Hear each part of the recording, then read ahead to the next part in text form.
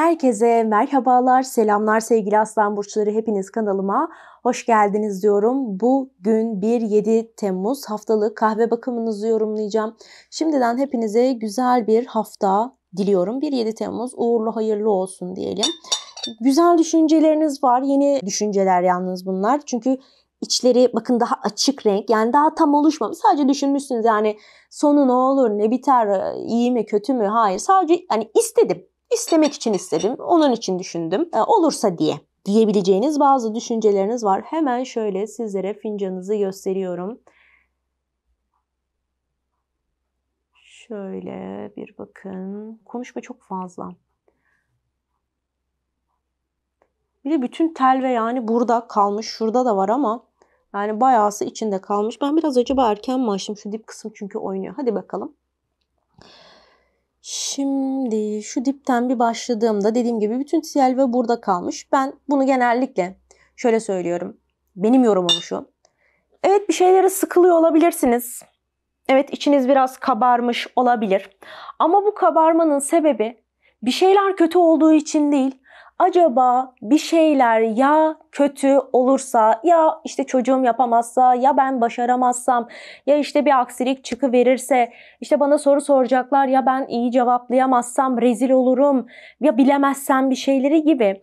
Yani çok özür dileyerek söylüyorum, bazı kuruntular olduğunu. Tabii ki siz bir aslan burcusunuz, bir lidersiniz, güç sahibisiniz. Haliyle sadece bir şeyleri artı yönlü değil, eksi yönlü de düşünüyorsunuz. Hani hem optimistsiniz hem pesimistsiniz. O yüzden her türlü değerlendirdiğiniz için olayları bu tarz bir şeyin çıkması çok normal. Ve sizler demek ki 1-7 Temmuz'da bir şeyleri hem eksisiyle hem artılısıyla değerlendiriyorsunuz. Bu da ilerleyen zamanlarda herhangi bir şekilde sizin zarar görmenizi de engeller. Çünkü diyeceksiniz ya ben önceden bunun negatif halini de düşündüm, kötüyü de düşündüm. O yüzden ben önceden maddi manevi olarak şöyle kenara bir şeyler ayırmıştım. Hepsini böyle kalkıp ortaya koymadım. O yüzden hemen böyle kalkıp her şeyi anlatmadım. Önceden çünkü ben tahmin ettim artısını eksisini bu olayın nedir ne değildir diye. Böyle bir durumunuz olabilir ki siz görüyorsunuzdur. Çevrenizdeki insanlar göremiyor. Çocuğunuzun fark etmediği bir şeyde belki onu uyaracaksınız. Onun eğitim hayatını, aşk hayatını, başka bir şeyini kurtarabilirsiniz. Sağlıktır vesaire. Yani o yüzden ben buraya kalkıp sıkıntı diyemem. Ve bakın bazı düşünceler var. Burada koca bir U harfi, bir S harfi, bir tane P harfi burada görünüyor. Şimdi arkadaşlar U harfine geldiğimde U harfi hem karşılıklı bir konuşma demektir. Ama bu konuşmanın mutlaka size bir geri dönüşü olur. Gelecek kısmına yani şu arkada falan değil. Gelecek kısmında demek ki geleceğe dair şimdiden ister aşk konuşun, ister evlilik konuşun, ister çoluk çocuk, eğitim, para, yatırımlar, ileride işte şurayı satarsak şöyle olur, şu kadar para gelir, biz de bu parayla şunu yaparız, ameliyat bilmem ne. Yani ne konuşuyorsanız bununla ilgili olarak bir geri dönüş alırsınız. Ben bir de olumlu olduğunu düşündüğümü söyleyeyim sizlere. Çünkü bir ayağı olumlu da. Bu bir. İkinci olarak bir P harfinden bahsettik. P harfi sevgili demektir. İlişkilerdeki bir taraf sürekli kaçıyorsa, diğer taraf da kovalıyorsa burada kaçma kovalama olayı biter. Ah yoruldum. Neyse tamam yeter ya kapatalım bu olayı denir ve hani sonuç nereye varacaksa vardırılır. O da sağda görünüyor. Demek ki iyi diyebiliriz. Onun haricinde diğer söylediğim tüm harfler ki bu U ve P harfi de dahil olmak üzere bu harfler size ya bir şehri ya bir insanı ya bir ilçeyi ya bir kurumu bir şey vermesi gerekiyor. Bir meslek dahi olabilir bakın bu. Burada bu harflerle alakalı sizin içinizde bir korku, bir sıkıntı varsa bunu çözümleyebilirsiniz. Ki U harfi dediğim gibi özellikle dönüş alma, geri dönenler olabilir bu dönemde bunları anlatıyor. Şimdi buraya baktığımda burada çok net göreceğiniz şekilde bir dişleri çok belli bir tarak var. Tarak demek düğümlerin çözülmesi demektir. Bunlar da sağ taraftan çözülüyor. Yani iyi anlamdaki düğümler çözülüyor. Çözülen düğümler bir daha kalkıp da düğümlenmez. Bir daha kalkıp da bağlanmaz ve sağ taraftan çözülüyor. Olumlu olarak çözülüyor diyebilirim. Yani kavga ettiniz. Kavga edip küs de kalabilirsiniz. Hani ne yaparsa yapsın da diyebilirsiniz. Kavganın sonucunda barış da olabilir. Demek ki siz barışan tarafsınız. Düzelen tarafsınız. Onu söyleyeyim. Buraya geldiğimde burada aşk hayatınız birazcık sallantıda gibi görünüyor. Bu hafta için söylüyorum. Öncesini bilemem. Ama bu hafta birazcık aşk hayatı sallantıda olabilir. Çünkü bu hafta daha çok kendinize bakıyorsun. Sanki partner ya da partner adaylarını sen biraz kenarda dur. Çünkü benim çocuğumun işi var. Bak benim anne babam var. Benim kardeşim var. Bak ben varım. Benim şeylerim var. Çok fazla ben aşka zaman ayıramayacağım, kusura bakma gibi bir olay olabilir. Ona bir kere, iki kere reddetmek mecburiyetinde kalabilirsiniz. Bakın bilerek yapıyorsunuz demiyorum.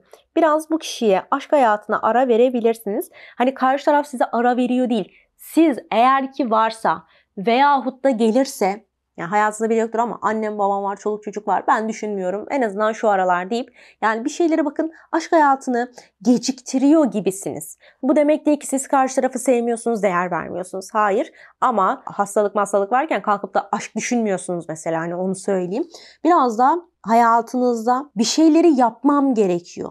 Aşka maşka ayıracak param, zamanım o kadar yok. En azından şu anda çok önemli bir dönemdeyim. Ben bununla uğraşamam. İşte çile çekemem, bilmem ne yapamam. Biraz bu var.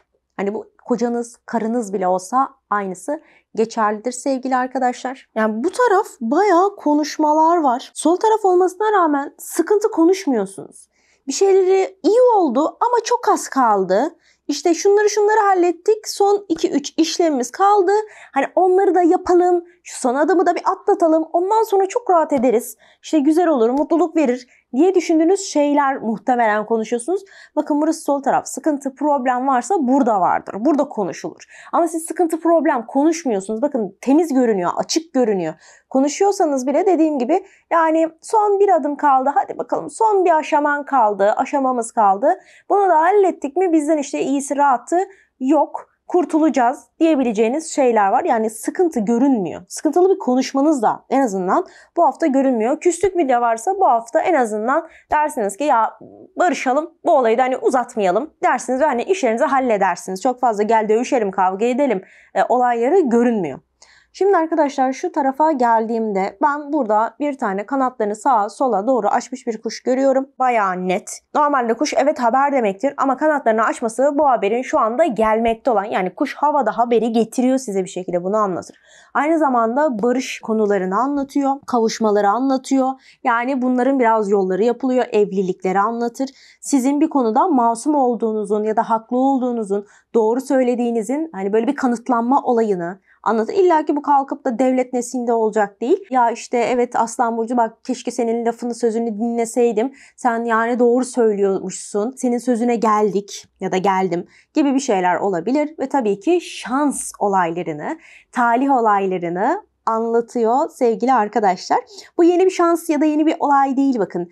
Zaten beklenen bir haber. Çünkü geçmiş kısmında zaten bekleniyor. Sürpriz değil. Yani şans olaylarını evet anlatıyor. Ama bu yeni bir insanla şans değildir. Ya da yeni bir işte yeni bir şans değildir.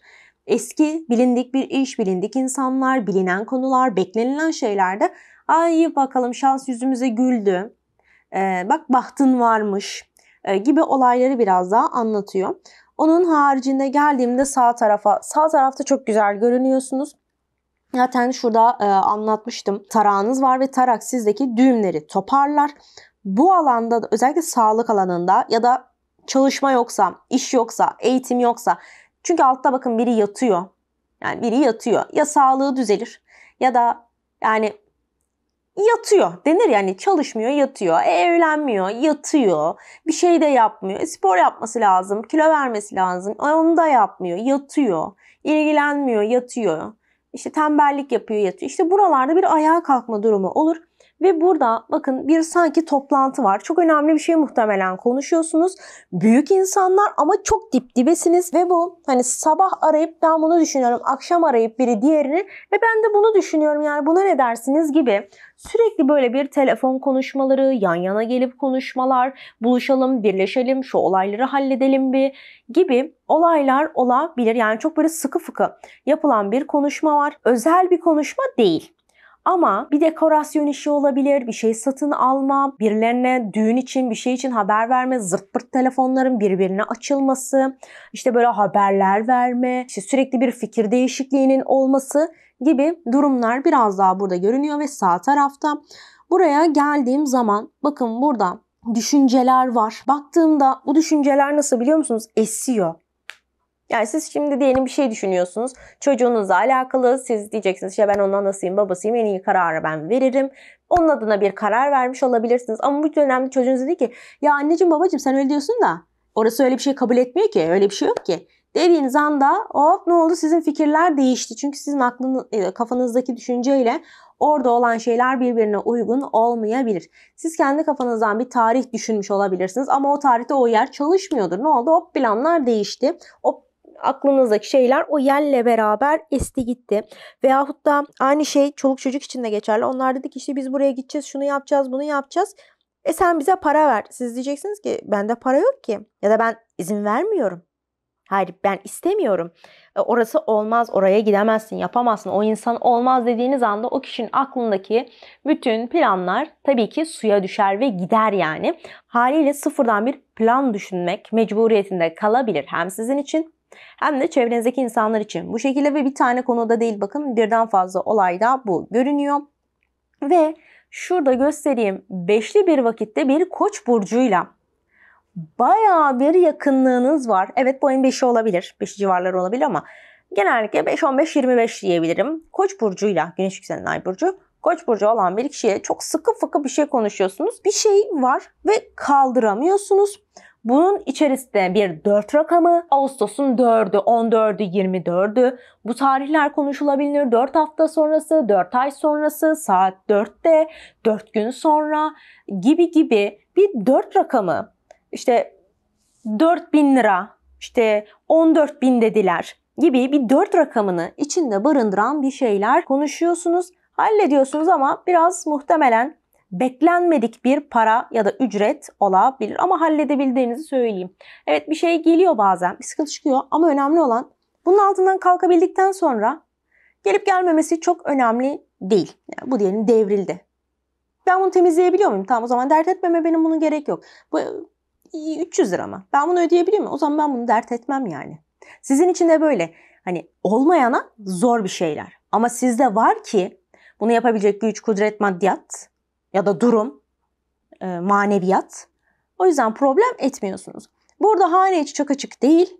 Yani çok fazla haneden dışarıya bir şeyler çıkmıyor. Her şey hane içerisinde konuşuluyor ama çevreden çok gelen var. Yani düğün yeri gibi yani bayram olsa bayram diyeceğim. Ama biraz kalabalıklar var. Çevreniz biraz kalabalık olabilir. Siz kalabalık ortamlara ona herkese davet edilebilirsiniz. Normalde az kişinin olduğu yerde çalışıyorsanız ya da bulunuyorsanız şimdi kalabalık ortamlarda bulunabilmenin birazcık konuları, durumları konuşulabilir. Şöyle de göstereyim. Niyetiniz seller, sular gibi akıyor. Ne diliyorsanız umarım gerçek olur. Şurada da ufak bir kalbiniz var. Normalde çok fazla aşk konuları yoğun görünmüyordu. Ama bu dönemle beraber ikili konuşmalar, işte halledelim. Bu aşk olayını halledelim. Seviyor musun, sevmiyor musun kardeşim? Beni oyalama. Seviyorsan tamam gel, ciddi düşünüyorsan gel hayatıma. Yok hayır çok da şey değil. O zaman yürü git. Ya biraz daha böyle yani beni oyalama. Her şeyi böyle halledilecekse halledilsin, halledilmeyecekse kimse beni oyalamasın. Benim işim gücüm var. Yani zamanımı çalmayın, paramı çalmayın gibi bir tutum da var gibi gördüm. Ve biraz da hani güzel yani konuşmaların arasında yollar da var bu arada. Hani hep bir toparlama düşünceleri, toparlama yolları. İşte git bir kafanı topla, bir şehre git gel bakalım, bir yere git gel bakalım, bu kafanı bir topla bakalım. Böyle şeyler olabilir. Benim söyleyeceklerim bu şekilde arkadaşlar. Eğer hala kanalıma abone değilseniz abone olmayı, beğeni butonuna basmayı, yorum yapmayı unutmayın. Kendinize iyi bakın. Hoşça kalın. Bay bay.